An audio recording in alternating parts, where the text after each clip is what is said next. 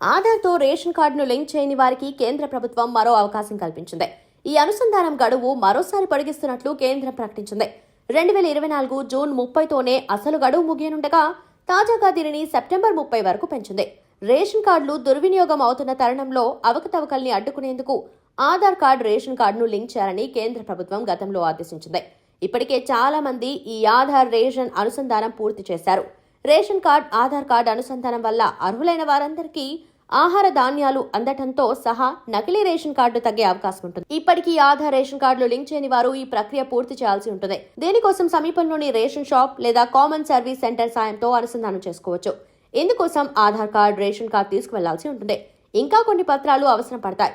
Biometric వెరిఫికేషన్తో linking పూర్తి చేయొచ్చు.